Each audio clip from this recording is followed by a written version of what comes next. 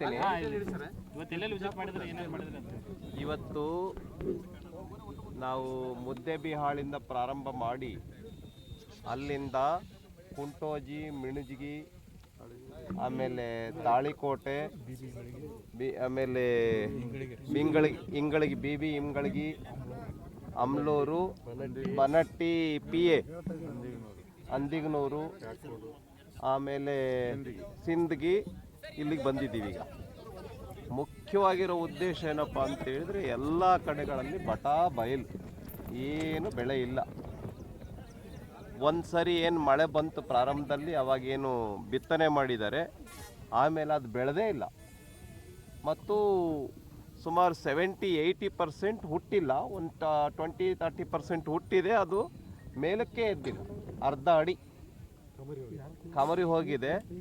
ಈಗೇನು ಮಳೆ ಬರೋ ಲಕ್ಷಣಗಳಿದೆ, ಅದನ್ನು ಅಳಿಸಿ ಬಿತ್ತೋಣ ಅಂತ ಅಂದರೆ ರೈತರ ಕೈಯಕ್ಕೆ ದುಡ್ಡಿಲ್ಲ. ಈ ಎಲ್ಲ ಹಿನ್ನೆಲೆಯಲ್ಲಿ 13ನೇ ತಾರೀಕು ಸೆಷನ್ ಪ್ರಾರಂಭ ಆಗೋದಿದೆ.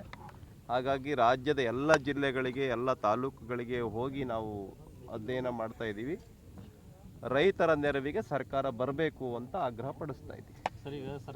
ಈಗ ನೋಡಿ, ಈಗ ಉದಾಹರಣೆ ಕೆರೆ, ಇದು ಕೆರೆ ಎಷ್ಟು ಎಕರೆ? ಎಂತ ಕೆರೆ ಇದು? ಕಡ್ಲೆಬಾಳ ಕೆರೆ. ಇದು ಈ ತರ ಸಾವಿರಾರು ಕೆರೆಗಳು ಖಾಲಿ ಇದಾವೆ. ಅದಕ್ಕೆ ನಾನೇನು ಹೇಳ್ತಾ ಇದ್ದೀನಿ ಅಂದರೆ, ಒಂದು ಮಳೆಯಿಂದ ಅಂತೂ ಕೆರೆಗಳು ತುಂಬಲಿಲ್ಲ, ಆದರೆ ಎಲ್ಲಿ ಡ್ಯಾಮ್ಗಳಿದ್ದಾವೆ ಅಲ್ಲಿಂದ ಕೆರೆಗಳಿಗೆ ನೀರು ತುಂಬಿಸ್ತಕ್ಕಂಥ ಒಂದು ಸರಿಯಾದ ವೈಜ್ಞಾನಿಕ ಯೋಜನೆಯನ್ನು ಸರ್ಕಾರ ರೂಪಿಸಬೇಕು. ಈ ಗ್ಯಾರಂಟಿ ಏನಿದಾವಲ್ಲ, ಅವೆಲ್ಲ ಭಾಳ ಟೆಂಪರರಿ. ನೀವು ರಾಜ್ಯದ ಎಲ್ಲ ಕೆರೆಗಳನ್ನು ತುಂಬಿಸಿ ರೈತರು ಸರ್ಕಾರದ ಕೈ ಹಿಡಿತಾ ಇರ್ಬೇಕಾರೆ. ಹಾಗಾಗಿ ಕೆರೆಗಳಿಗೆ ಹೂಳನ್ನು ಎತ್ತಿ ನೀರು ತುಂಬಿಸ್ತಕ್ಕಂಥ ಕೆಲಸನ ಮುಂದೆ ಮಾಡಬೇಕು. ಅದಕ್ಕೆ ಈ ಹೂಳು ತೆಗಿಬೇಕು. ಈಗೇನು ಬರ ಇದೆಯಲ್ಲ, ಹೂಳು ತೆಗಿಬೇಕು, ರೈತರ ಕೈಗೆ ಕೆಲಸ ಕೊಡಬೇಕು ಅಂತ ಆಗ್ರಹ ಪಡಿಸ್ತೇವೆ. ಉಳಿದಿರ್ತಕ್ಕಂಥ ವಿಚಾರ ನಾವು ಅಲ್ಲಿ ಹೇಳ್ತೇವೆ. ಜಿಲ್ಲೆ ಮುದ್ದೇಬಿಹಾಳ ತಾಲೂಕಿನಿಂದ ಇವತ್ತು ನಾವು ಬರ ಅಧ್ಯಯನ ತಂಡ ಪ್ರಾರಂಭ ಮಾಡಿದ್ದು, ನಮ್ಮ ತಂಡದ ನೇತೃತ್ವವನ್ನು ವಹಿಸಿದಂಥ ವಿರೋಧ ಪಕ್ಷದ ಮುಖ್ಯ ಸಚೇತಕರಾದಂಥ ಎನ್ ರವಿಕುಮಾರ್ ಜಿ ಅವರ ನೇತೃತ್ವದಲ್ಲಿ ನಾವು ಇವತ್ತು ಪ್ರಾರಂಭ ಮಾಡಿದ್ದು ಮುದ್ದೇಬಿಹಾಳ ತಾಲೂಕಿನಿಂದ. ನಮ್ಮ ರಾಜ್ಯದ ರೈತ ಮೋರ್ಚಾ ರಾಜ್ಯಾಧ್ಯಕ್ಷರಾದಂಥ KS ಪಾಟೀಲ್ ನಡಹಳ್ಳಿ ಸಾಹೇಬರು ಮತ್ತು ಹನುಮಂತನ ನಿರಾಣಿಯವರು, ನಾವೆಲ್ಲರೂ ಕೂಡಿಕೊಂಡು ಈಗಾಗಲೇ ಮತ್ತು ನಮ್ಮ ಕೂಡ ಕೂಡಿದಂಥ ಮಾಜಿ ಶಾಸಕರು ಎಲ್ಲರೂ ಕೂಡಿದ್ದಾರೆ. ಎಲ್ಲರೂ ಕೂಡ್ಕೊಂಡು ನಾವು ಈಗಾಗಲೇ ಒಂದು 10-15 ಹಳ್ಳಿ ಎಲ್ಲ ಹೊಲಗಳಿಗೆ ಭೇಟಿ ಕೊಟ್ಟು ಬಂದಿದ್ದೆವು. ಆದರೆ ಅಲ್ಲೇನು ಬೆಳೆ ಅಂತೂ ಇಲ್ಲ. ಕೆಲವು ಮಂದಿ ರೈತರು ಬಿತ್ತಿ ಅದ ಬೆಳೆಯನ್ನು ಮುರಿದು ಮತ್ತು ಹರಿಗಿದ್ದಾರೆ.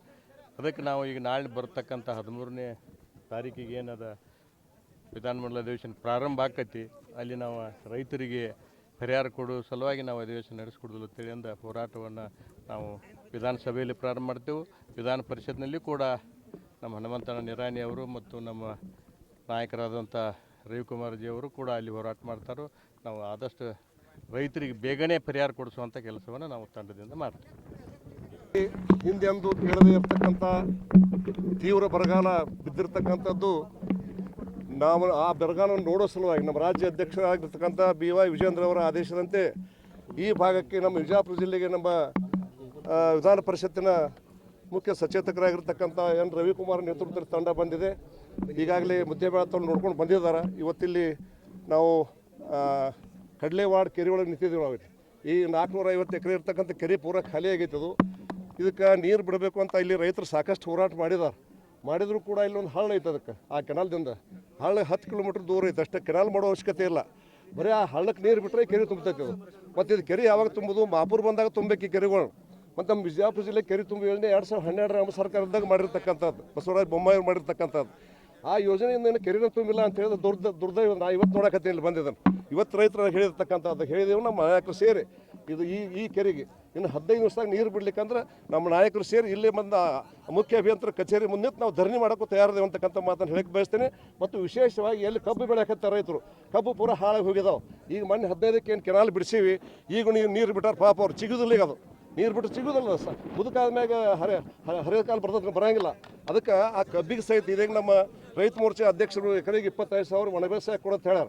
ಕಬ್ಬಿಗೆ ಕನಿಷ್ಠ ಎಕರೆಗೆ 50,000 ರೂಪಾಯಿ ಪರಿಹಾರ ಸರ್ಕಾರ ಕೊಡಬೇಕು ಅಂತಕ್ಕಂಥ ಒತ್ತಾಯವನ್ನು ಮಾಡ್ಲಿಕ್ಕೆ ಬಯಸ್ತೀನಿ. ಈಗಾಗಲೇ ಕರ್ನಾಟಕ ರಾಜ್ಯದಲ್ಲಿ ನಮ್ಮ ರಾಜ್ಯಾಧ್ಯಕ್ಷರಾದಂಥ BY ವಿಜೇಂದ್ರಜಿಯವರು 6 ತಂಡಗಳನ್ನು ಮಾಡಿ ಕರ್ನಾಟಕ ರಾಜ್ಯದ 31 ಜಿಲ್ಲೆಗಳಲ್ಲಿ ಕೂಡ ಬರ ಸಮೀಕ್ಷೆ ಅಧ್ಯಯನ ಮಾಡೋದಕ್ಕೆ ತಂಡಗಳನ್ನು ರಚನೆ ಮಾಡಿದ್ದಾರೆ. ಅದರ ಪ್ರಯುಕ್ತವಾಗಿ ಸುಮಾರು 5 ಜಿಲ್ಲೆಗಳು ವಿಜಯಪುರ, ಬಾಗಲಕೋಟೆ, ಧಾರವಾಡ, ಬೆಳಗಾವಿ ಮತ್ತು ಅಥಣಿ ಜಿಲ್ಲೆಯ ಇದರ ಒಂದು ಸಂಯೋಜಕರಾಗಿ ಎನ್ ರವಿಕುಮಾರ್ಜಿಯವರ ನೇತೃತ್ವದಲ್ಲಿ ಈ ಭಾಗದ ಎಲ್ಲ ಶಾಸಕರುಗಳು, ಮಾಜಿ ಶಾಸಕರುಗಳು ನನ್ನನ್ನು ಆದಿಯಾಗಿ ನಾವೆಲ್ಲರೂ ಕೂಡ ಪ್ರವಾಸವನ್ನು ಪ್ರಾರಂಭ ಮಾಡಿದ್ದೇವೆ. ನಾನು ಒಂದನ್ನು ಈ ಮಾತು ಸಂದರ್ಭದಲ್ಲಿ ಹೇಳಲಿಕ್ಕೆ ಬಯಸ್ತೇನೆ. ಈಗಾಗಲೇ ರವಿಕುಮಾರ್ಜಿಯವರು ಸುದೀರ್ಘವಾಗಿ ಇಲ್ಲಿ ಪತ್ರಿಕಾಗೋಷ್ಠಿಯಲ್ಲಿ ಮಾತನಾಡ್ತಾರೆ. ಆದರೂ ಒಂದು ನಮ್ಮ ಜಿಲ್ಲೆಯಲ್ಲಿ ಸರ್ಕಾರ ಬದುಕಿದೆಯಾ ಸತ್ತಿದೆಯಾ ಅಂತ ಕೇಳ್ತಕ್ಕಂಥ ಸ್ಥಿತಿ ಇವತ್ತು ನಿರ್ಮಾಣ ಆಗಿದೆ. ಎಲ್ಲ ಕೆರೆಗಳು ಬತ್ತಿ ಹೋಗಿದ್ದಾವೆ. ಕಾಲುವೆಗಳಿಗೆ ಹೂಳು ತೆಗೆಯೋರು ಗತಿ ಇಲ್ಲ. ಕೆರೆ ಹೂಳು ತೆಗೆಯೋದು ಒಂದು ಕಡೆಗೆ, ಕಾಲುವೆಯಲ್ಲಿ ಬಿದ್ದಿರ್ತಕ್ಕಂಥ ಹೂಳು ತೆಗೆದು ಕನಿಷ್ಠ ಕಾಲುವೆ ಮುಖಾಂತರ ನೀರು ಬಿಟ್ಟು ರೈತರಿಗೆ ಕೆರೆಗಳು ತುಂಬಿಸ್ತಕ್ಕಂಥ ಕನಿಷ್ಠ ಕೆಲಸನೂ ಕೂಡ ಇವತ್ತು ನಮ್ಮ ಸರ್ಕಾರ ಮಾಡ್ತಾ ಇಲ್ಲ. ಈ ಸರ್ಕಾರ, ಕಾಂಗ್ರೆಸ್ ಸರ್ಕಾರ. ಅದಕ್ಕೆ ನಾವೀಗಾಗಲೇ ರೈತ ಮೋರ್ಚಾದ ಅಧ್ಯಕ್ಷನಾಗಿ ನಮ್ಮ ರಾಜ್ಯಾಧ್ಯಕ್ಷರ ಆದೇಶದ ಮೇರೆಗೆ ಇಡೀ ರಾಜ್ಯಾದ್ಯಂತ ಅಧ್ಯಯನ ಮಾಡಿದ ಮೇಲೆ 13ನೇ ತಾರೀಕಿನ ಅಧಿವೇಶನ ಪ್ರಾರಂಭ ಆಗುತ್ತೆ, ಅಧಿವೇಶನ ನಡೆಸೋಕ್ಕೆ ಬಿಡಲ್ಲ ಅನ್ನುವಂಥ ತೀರ್ಮಾನವನ್ನು ನಮ್ಮ ಪಕ್ಷ ತೆಗೆದುಕೊಡಬೇಕು. ಮತ್ತು ಮೊದಲು ರೈತರಿಗೆ ಪರಿಹಾರ ಕೊಡಬೇಕು, ತಕ್ಷಣ ಬದುಕು ನಡೆಸಲಿಕ್ಕೆ ಅವ್ರಿಗೆ, ಮತ್ತು ಅವರಿಗೆ ಕನಿಷ್ಠ ಪ್ರತಿ ಎಕರೆಗೆ ತಾತ್ಕಾಲಿಕವಾಗಿ ತಕ್ಷಣಕ್ಕೆ ಒಂದು 25,000 ರೂಪಾಯಿ ಪರಿಹಾರ ಕೊಟ್ಟು ಮುಂದಿನ ದೀರ್ಘಕಾಲಿಕ ಯೋಜನೆಗಳನ್ನು ಪ್ರಾರಂಭ ಮಾಡಬೇಕು. ವಿಶೇಷವಾಗಿ ನಮ್ಮ ಭಾಗದ ಏನು ನೀರಾವರಿ ಯೋಜನೆಗಳಿಗೆ ಸರ್ಕಾರ ಒತ್ತು ಕೊಡಬೇಕು, ಎಲ್ಲ ಕೆರೆಗಳನ್ನು ತುಂಬಿಸುವಂಥ ಕೆಲಸ ಆಗಬೇಕು ಅನ್ನೋದ್ರ ಬಗ್ಗೆ ನಾವು ಹೋರಾಟಗಳನ್ನು ಹಮ್ಮಿಕೊಳ್ತಾ ಇದ್ದೇವೆ. 13ನೇ ತಾರೀಕಿಂದ ಅಧಿವೇಶನ ಪ್ರಾರಂಭ ಏನಾಗ್ತದೆ, ಅದು ಯಾವುದೇ ಕಾರಣಕ್ಕೂ ಸರ್ಕಾರ ಈ ಒಂದು ರೈತರಿಗೆ ಪರಿಹಾರ ಕೊಡದೇ ಅಧಿವೇಶನ ನಡೆಸೋದಕ್ಕೆ ಬಿಡೋದಿಲ್ಲ ನಮ್ಮ ಪಕ್ಷ ಅನ್ನೋದನ್ನು ಹೇಳಿಕ್ಕೆ ಬಯಸ್ತೇನೆ. ಈಗಾಗಲೇ ಬಿಜಾಪುರ ಜಿಲ್ಲೆಯ ಮುದ್ದೇಬಿಹಾಳ, ಸಿಂದಗಿ, ದೇವರಿಪ್ಪರಿಗೆ ಮತಕ್ಷೇತ್ರದಲ್ಲಿ ಅನೇಕ ಭೂಮಿಗಳನ್ನು ನಾವು ವೀಕ್ಷಣೆ ಮಾಡಿದಾಗ ಬಿತ್ತಿರ್ತಕ್ಕಂಥ ಬೆಳೆಗಳು, ಭಾಳಷ್ಟು ಬೆಳೆಗಳು, ತೊಗರಿ, ಸೂರ್ಪಾನ, ಹತ್ತಿ ಸಂಪೂರ್ಣವಾಗಿ ನಾಶ ಆಗಿದ್ದಾವೆ.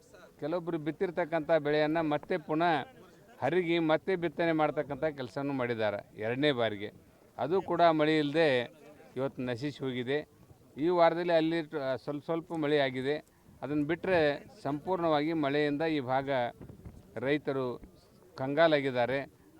ಸರ್ಕಾರಕ್ಕೆ ನಮ್ಮ ಆಗ್ರಹ ಇಷ್ಟೇ, ತಕ್ಷಣ ಈ ಎಲ್ಲ ಪ್ರದೇಶಗಳನ್ನು ಬರಪೀಡಿತ ಪ್ರದೇಶಗಳಂತೇಳಿ ಘೋಷಣೆ ಮಾಡಿ ರೈತರಿಗೆ ತಕ್ಷಣ ಅವರಿಗೆ ಪರಿಹಾರವನ್ನು ಒದಗಿಸ್ತಕ್ಕಂಥ ಕೆಲಸ ಸರ್ಕಾರ ಮಾಡಬೇಕಾಗಿದೆ.